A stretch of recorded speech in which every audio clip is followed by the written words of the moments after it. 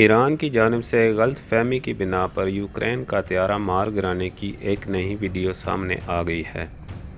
नई वीडियो में इंकशाफ हुआ है कि तैयारे को तबाह करने के लिए ईरान की जानिब से एक नहीं बल्कि 2 मिसाइल मारे गए थे।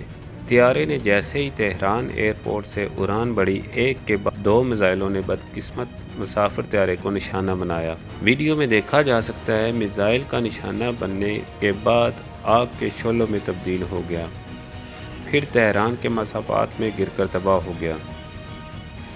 यूक्रेनी हुक्काम के मुताबिक एक मिसाइल तैयारे के कॉकपिट को लगा, जिससे तैयारे के पायलट बिना कोई पैगाम दिए या तैयारे को ज़मीन की जानिब मोड़ने से कबल ही मारे जा चुके थे। याद रहे कि ईरानी जनरल कासिम सुलेमानी की मौत का बदला लेने की खातर ईरान ने अमरीकी अड्डे को इराक में निशाना बनाया, जिसकी जद में आकर यूक्रेन का मुसाफिर तैयारा तबाह हो गया।